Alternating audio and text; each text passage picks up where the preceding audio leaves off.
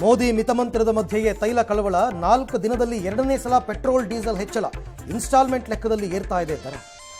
Online medicine ವಿರುದ್ಧ ವ್ಯಾಪಕ ಸಿಟ್ಟು, ನಾಳೆ ರಾಜ್ಯವ್ಯಾಪಿ ಮೆಡಿಕಲ್ ಸ್ಟೋರ್ಸ್ ಓಪನ್, ಡೌಟು ಮುಷ್ಕರದಿಂದ ಜನೌಷಧಿ ಕೇಂದ್ರಗಳು ದೂರ.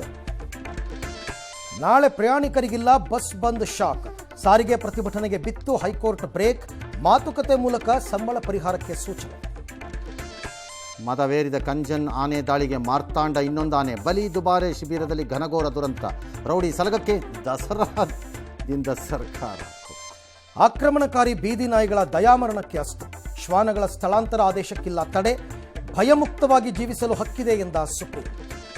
ರಾಜ್ಯಾದ್ಯಂತ ಬೇಸಿಗೆ ಮಳೆಯಬ್ಬರ, ಧರೆಗುರುಳಿದ ಮರಗಳು, ಹಲವೆಡೆ ನಾನಾವಾಂತರ, ಜೈಲಲ್ಲಿ ದರ್ಶನ್ ವಿಜಯಲಕ್ಷ್ಮಿ ವೆಡ್ಡಿಂಗ್ ಆನಿವರ್ಸರಿ. ಕಾಂಗ್ರೆಸ್ ಸರ್ಕಾರದ ಸಾಧನಾ ಸಮಾವೇಶ, ಜೆಡಿಎಸ್ಗೆ ವಾಪಸ್ ಆಗ್ತಾರಾ ಅಖಂಡ ಅನ್ಸಾರಿ, ರಾಜೀವ್ ಹಂತಕನಿಗೆ ವಿಜಯ್ ಶ್ರದ್ಧಾಂಜಲಿ ವಿವಾದ.